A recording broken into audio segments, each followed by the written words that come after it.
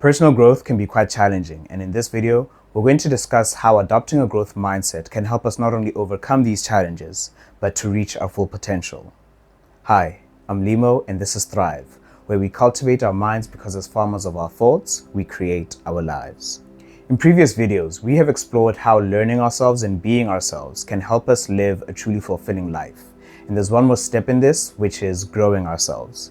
So by the end of this video, you will know what obstacles you are going to face as you grow. And not only will you know them, but you will know how to overcome them.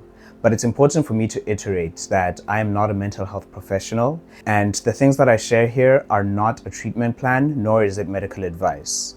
I am simply sharing insights that I have gained, which have helped me with the hope that they will help you too. So let's dive straight into it and discuss 5 obstacles that you are likely to face when it comes to your personal growth.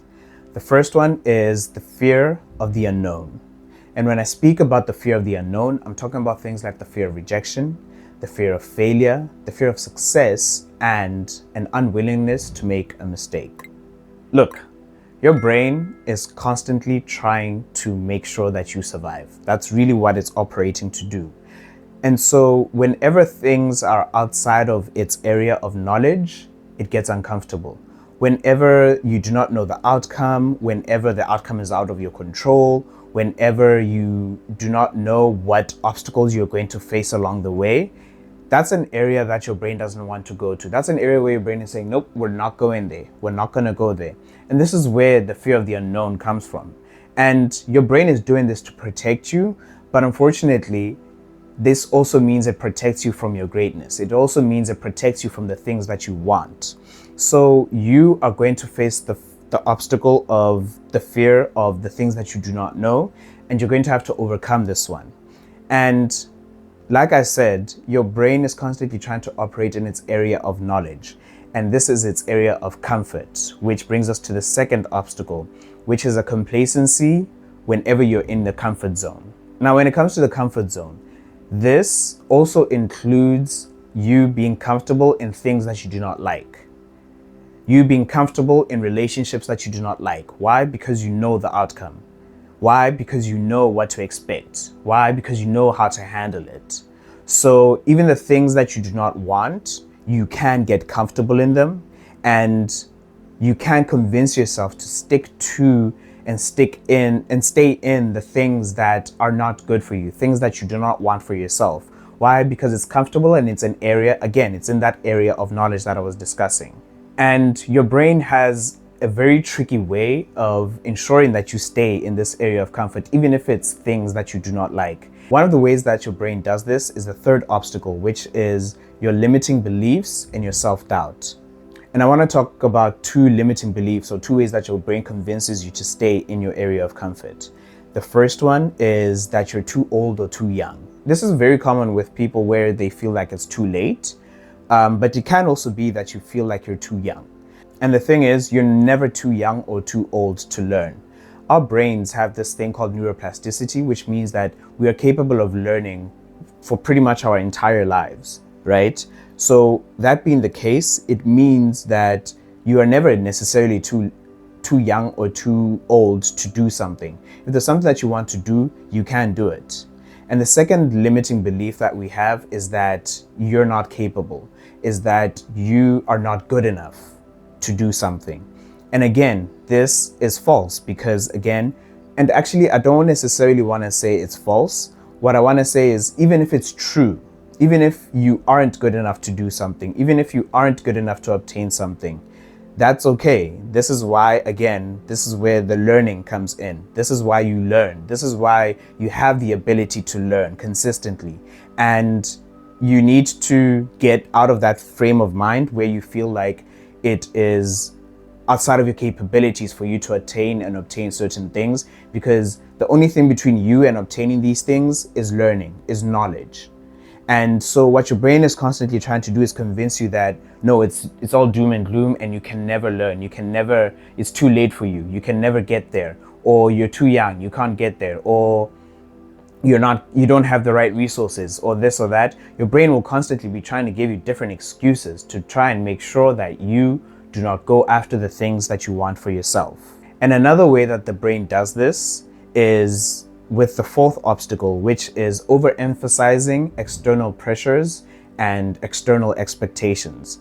And by overemphasizing, I mean you internalize these expectations, you internalize these pressures to the extent that you make them law, basically, and you cannot break this law.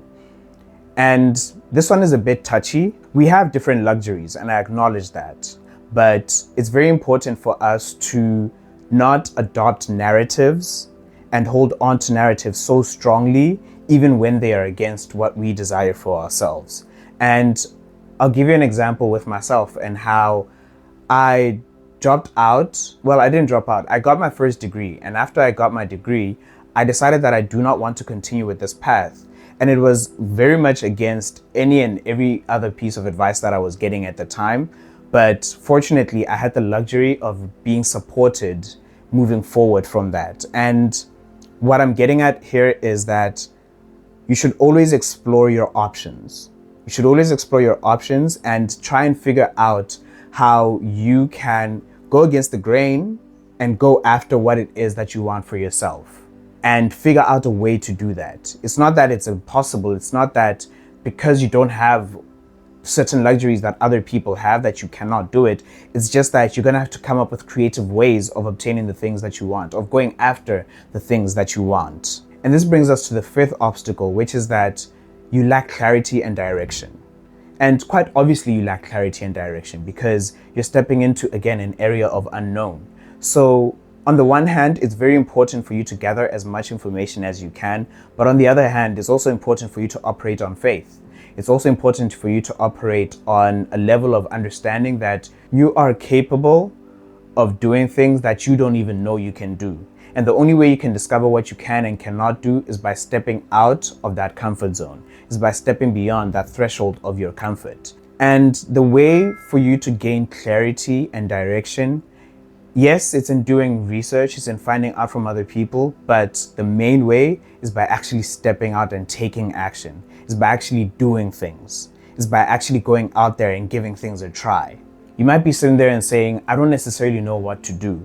And this brings me to the SMART framework that I shared, which is you want to do things that are satisfying, meaningful, actionable, rejuvenating, and timely. If you want to learn more about that, you can watch this video when you're done with this one. But the reason it's so important for you to do things that are SMART, S-M-A-R-T, is because these will teach you your limitations and they will also teach you more about yourself. You'll make mistakes along the way. You'll try certain things and figure out that they're not for you. You'll realize where your limitations lie. And all of this is teaching you more about yourself. You're constantly learning more about yourself and becoming more clear about what it is that you can and cannot do, and more clear about where your capabilities lie. And this comes back to what I was saying, that for you to overcome these obstacles, you need to take action. And the actions you take are doing things that are satisfying, meaningful, actionable, rejuvenating, and timely. The more you do these things, the easier it becomes to overcome obstacles. But here's the thing, the obstacles don't go away forever. They constantly change. You do not ever get to a point where you do not face those obstacles. You do not face the self-doubt. You do not face the anxiety. You never get to that point where you don't face these things. What you get to is a point where you learn to operate in faith, where you learn to operate in the belief that you are capable of doing what is right for you. You are capable of knowing, even if it's beyond sense, you are capable of knowing what is right for you. Because deep down inside of you, there is something that knows what is right for you, and you just need to tap into that. Something that is connected to the universe, that just knows what is right for you, and you just need to learn to tap into that and trust that. And for you to trust that, it comes back to doing smart things. And this is what the growth mindset is all about. Because you can have a fixed mindset, which believes that things are the way they are. I am the way that I am, and there's nothing that can change that. My intelligence is the way that it is, and there's nothing that can change that. And again, this is just your brain lying to you. Because again, there is neuroplasticity. A great resource I want to recommend is, and I'll share 2 articles below that I read recently which talk about this, but then a great resource I want to recommend is the book Mindset by Carol Dweck. This book sheds so much light on the growth mindset versus the fixed mindset.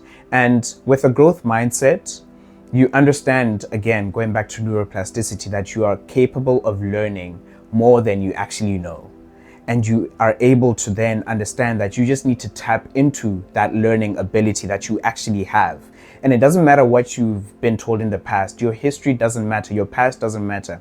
Your past successes and failures don't matter. What matters is today. What matters is the actions that you take today. So in order for you to adopt a growth mindset, there are two things that you will need to embrace. The first one is discomfort, and the second one is failures.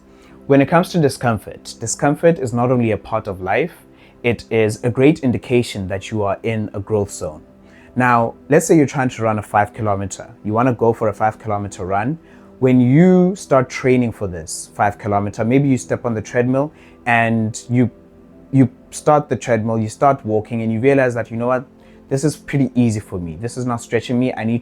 I want to end up running 5 kilometers, so I need to push myself a bit more. So you crank up the treadmill and then you start running, but perhaps you push it too much. When you push it too much, you then realize that, no, this is too much for me. Let me dial it back down until you find a sweet spot where it is in between you not being too easy on yourself, but also you not pushing yourself too hard beyond your limitations.